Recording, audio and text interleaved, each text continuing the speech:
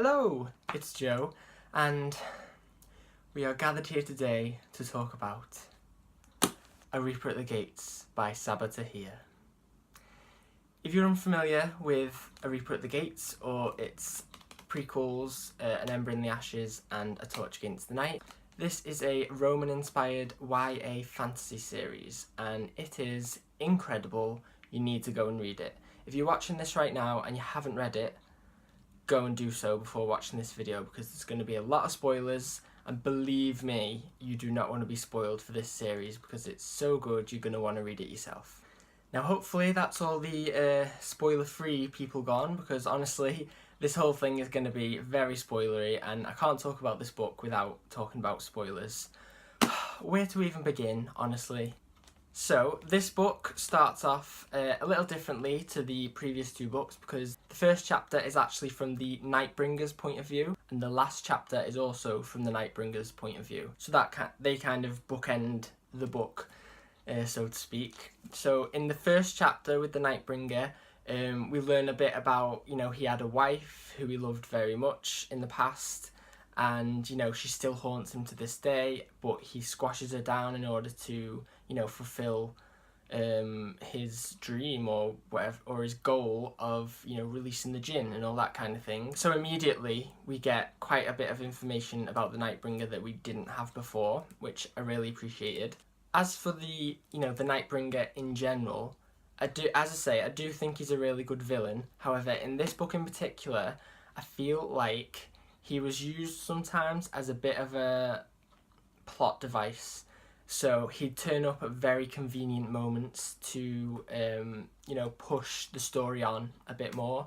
And although it did work technically, sometimes it felt a bit like, oh, here's the Nightbringer again. And it lessened him as a villain, I think. Whereas every time the Commandant, for example, turned up, I was like, oh shit, what's going to go down now? I haven't mentioned it already, but I did give this book 4.5 stars out of 5.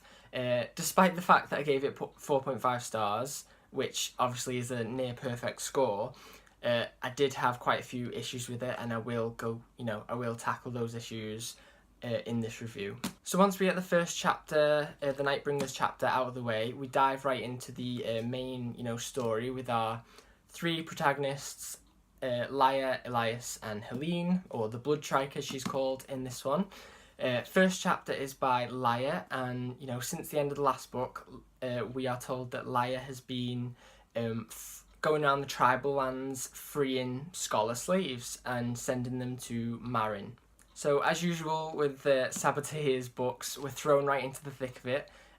Laia's first chapter is about releasing Tribe Safe, which is Elias's old tribe, from the clutches of the Empire. However, thus far, Elias has been managing to help Laia and Afia and all those people free the slaves, whereas this time he doesn't show up. And as you all know, if you've read this book, Laia is lured into a trap by Helene, which is really a trap for Elias. So that moves us on to Elias's perspective. He's in the Forest of Dusk with Shaver, learning how to be a soul catcher, but he isn't taking it very seriously. And so he leaves the Forest of Dusk and is training to go and help Laia. And of course, being a mask, he realises that he's going into a trap, and he walks into the trap, taking some precautions like, freeing Helene's horses and all, capturing decks and that kind of thing. So then we get into the room where Helene has captured Laia and Mami Rila, and she's just waiting for Elias to turn up, and eventually he does. So we quickly get our three protagonists all in one room together, but of course, with it being Helene's trap, it doesn't go well. Nothing goes well for Helene, I feel like. Very few things anyway. And so by the end of the scene, both Elias and Laia escape. From there, Laia travels to Adisa, which is the capital of Marin. She travels there with Darin. And while they're meant to be looking for someone called the Beekeeper, honestly, I found it a bit annoying that they weren't just told who it was, because when they got there, they met him pretty quickly and he revealed himself to be, I think his name was Musa, pretty quickly. So I really didn't see the point of, calling him the beekeeper and having this mystery around it when it was going to be revealed straight away anyway. But yeah, we arrive in Edessa. Shit goes down with the scholars. The plot of Liar's perspective in this book is easily the most definable.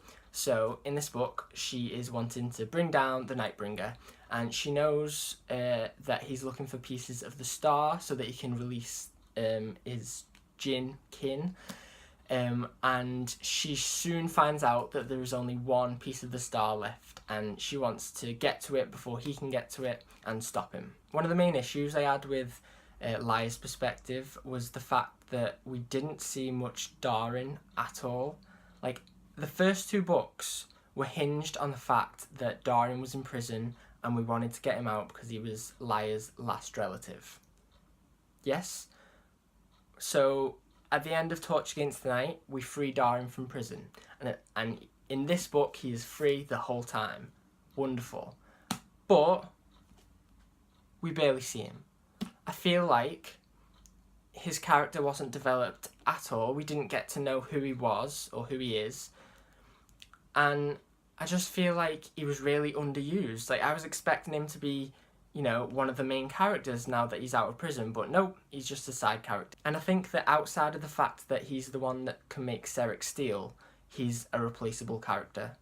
Like, his whole role in this book, well, he doesn't really have one, and so he could have easily been replaced by any number of nameless side character, and I'd have been fine with it. In fact, in this whole series, if it weren't for the fact that we wanted to get him out of prison in the first books, and then the fact that he can make Serek steal in this one, why did he need to be a character at all? That was a bit disappointing for me that we didn't see Darin's, character develop. However, we did see Liar's character develop. Holy hell, did we see her character develop. Obviously, in the first book, she is portrayed as a bit of a coward, really. She doesn't believe in herself. She thinks herself weak. She can't live up to who her parents were, all that kind of thing. But in this book, I feel like she really finds her courage and learns to harness it and use it for good. I especially liked the scene in Edessa, the capital, where she's in the throne room or whatever with the king and the princess, and she's really holding her ground and standing up for herself in front of the king and the princess. In that scene, she actually reminds me of Katara from Avatar: The Last Airbender, which is, she's my favourite character from that show, and that show is my favourite show. So that's a big compliment from me. She really reminds me of her, how she was standing up for other people and how she believed in what she was saying and, all that. It was just a great, great scene. Again, with Liar's perspective, we did, get a lot of the Nightbringer popping in and out to further the story along. And honestly, even though I found that a bit of a cheap plot device, it did work, really well. Because at some points in Liar's perspective, I was getting a bit, I don't want to say bored, because there isn't a chapter in this book that bores me, but I was thinking it was a bit filler. And then, of course, we get the Nightbringer who, burns down the big library and, sets everything off. That really speeds things along. Liar actually gave me my favourite quote from this book, which was, "I will never understand the savagery of war, even when it is my foes who are being destroyed." I think that sums up Liar's character pretty well. She's such, a caring person that even when she sees her enemies being destroyed, she feels for them. I think that was a really good quote. Elias's perspective was definitely my least favourite in this book. And honestly, the plot of his perspective was basically just becoming a full soul catcher. And it took an entire book. And it was really frustrating, in my opinion. I think that a lot of people will be reading this book, and obviously we all love Elias. And a lot of people will be reading this thinking we want him to stay himself and that kind of thing. And people will be really sad, when at the end of his, journey in this book, he becomes the full soul catcher. But for me, that was a big, oh, finally. Because this whole book, I was like, just hurry up and do it. Like, does he not realise that the whole world is at stake compared to just a few people in his life? Like, I feel like that's really selfish. I understand it's difficult, and I expected him to resist a little bit, but honestly the whole time I was just like, come on. So when he finally became a full soul catcher at the end, I was happy about that, in all honesty, and I'm excited to see where that goes in the next book. Helene's perspective was by far my favourite in this book, or the Blood Shrike. I'll still call her Helene. Her plot isn't as definable as Liar's, but it's nowhere near as frustrating as Elias's either. She, like in A Torch Against the Night, continues to struggle with being the Blood Shrike, and obviously all the things that happened at the end of Torch Against the Night with her family dying, and Marcus putting pressure on her. So in the beginning of this book, or maybe in the middle, I can't really remember, she finds out that her sister is pregnant. So that obviously throws a bit of a spanner in the works, because she doesn't want the Commandant to find out, because the Commandant is the Commandant, and she'll want to kill her sister and the baby to prevent the baby from becoming Emperor. And so a lot of Helene's perspective was told from Navium, I believe it's called, where she was struggling to fight against I think they're called the Carcons or something, who were invading the city. And of course, the Commandant was being sneaky and purposely not helping her. She was working with them, and every time Helene tried to help or tried to do something right, the Commandant would get one over on her, and it was so frustrating. But it wasn't frustrating like I found Elias's chapters. It was just the fact that I was really rooting for Helene to get a win. So when in that chapter, when she finally got a win, where she got one over on the Commandant, and brought Elias's grandfather back, and that whole chapter, I was like, finally, thank God she's got one over on Keris.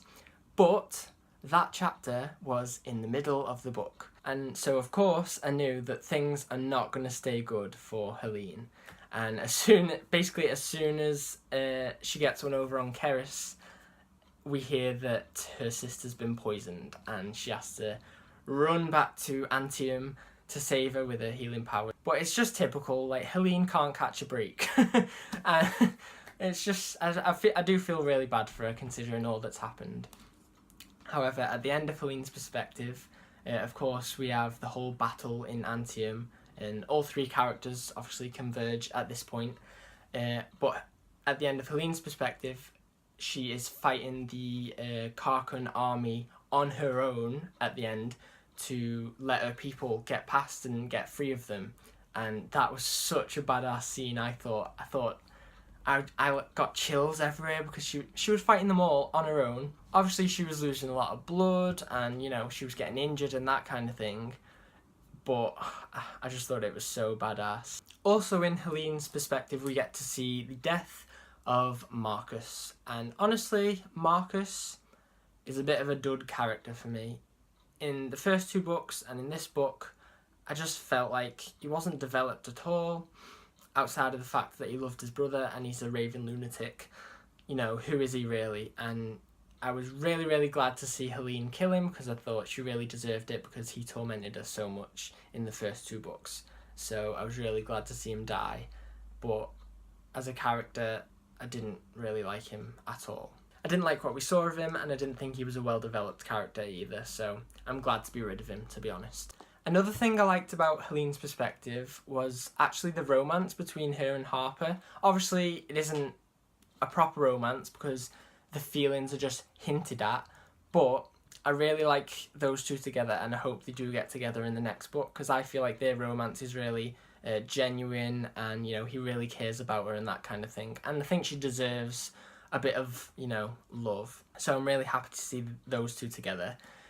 Elias and Liar, however, I'm not a big fan of those two, which may be controversial, I don't know. In fact, I do know, because a lot of people love those two together. But I feel like a lot of Elias and Liar's time together is spent in lust. And they claim to have, they claim to love each other. And I feel like they do have love for each other in terms of the fact that they want to protect each other and all, that kind of thing. But again, whenever they're together, it turns quickly into lust. So they'll be having a conversation, and then Elias will look at Liar's lips or vice versa, and then they'll be all over each other. And I feel like that happens a lot, and I just wasn't into it. I did find it really sad at the end, you know, where Elias becomes the full soul catcher and he sort of rejects Liar. She gives him back the armlet that he gave her and that kind of thing. I did think that was really sad and emotional. But those two romantically together, I just don't care about that. I like them separately, but I just don't see it working together. And I'm glad that Elias became the soul catcher at the end. I've already mentioned that, but yeah. So one thing we find out in Liar's perspective in this book is a big reveal that Cook is Liar's mum. And we all saw it coming, right? I saw it coming. And honestly, I'm shit at seeing things coming in books. All the twists and turns and the oh my god moments, I never see them coming. But in this, I knew from the first book really that Cook was Liar's mum. Like, I feel like that was obvious. It wasn't even hinted at really. Well, maybe it was a little bit, but when that was revealed, I just sort of went, duh, like finally we know that, you know, for certain. That being said, even though that plot twist didn't surprise me, I found the chapters with Liar and Cook, you know, travelling together, found it really sad and bittersweet. I've never really encountered a dynamic between a mother and daughter in a book before like that, you know, where Cook is obviously hating herself inside and not wanting to show any love towards Liar because, you know, she killed Liar's sister and her dad and she blames herself for it, and obviously the commandant's tortured her into basically insanity, into a different person. And it's really sad that Liar knows that Cook is her mum and yet it's not her mum because she's such a completely different person to who she remembers. And the way that Cook goes out at the end like a boss, like, I really commend her for that. Well, I say that she goes out, we don't actually see her die, but, you know, we can assume. Another reveal in this book is the whole story behind the Commandant's tattoo, and I thought that was a really great reveal. I didn't have a clue about that. Obviously, we learned that each letter of the tattoo represents one of the people who attacked her old love, and she's now killed. The fact that the Commandant is so motivated by love really, really shocked me, and it really developed her character, in my opinion. Because in the first two books, I feel like the Commandant is just, you know, she's evil because she's evil and she's, you know, your typical villain. But in this one, we really got some development from her and we, you know, start to learn who she is as a character, and I really appreciated that. Another reveal we got in this book, because there's so many, is the fact that the Wisp, you know, the ghost that is in the waiting place with Elias, is Elias's grandmother and the Commandant's mother. That completely caught me off guard. I kind of knew that the Wisp would be important because she kept coming up, but I did not expect that whatsoever. So we get to the end of this book and we're left with Elias is the full soul catcher. The Nightbringer has released the Djinn after getting the final piece of the star from Helene, which, by the way, that scene was so cool where Helene rips off her mask and gives it to him. I was convinced that the ring was the star the whole time, like we were supposed to be, and when it was revealed it was the mask, I was like, oh my god. So that was a good reveal as well. Liar and Helene are now like allies, kind of, and I really hope that stays a thing because I actually really like their dynamic because they sort of hate each other but they need each other. So I hope they stay allies in the next book. And yeah, I'm really excited to see what can happen in the next book because it is going to be the last book, so we are told. But Sabaa Tahir hasn't actually started writing the book yet, so I'm hoping that she starts writing it and then she's like, oh, I can't fit this into one book, I'm going to have to write another. That's what I'm hoping happens. But there are a lot of things that were introduced in this book that I feel like will need to be addressed in the next book, like the introduction of I think it was the Jaduna, you know, the people who track magic or whatever. The Jaduna woman said something to Liar about going to her city, or I don't know, but I feel like that will become important. Darin making Seric steel. I feel like now that the Djinn have been released, I feel like Darin making the Seric steel pales in comparison to that, and I'm not sure how that's going to be relevant.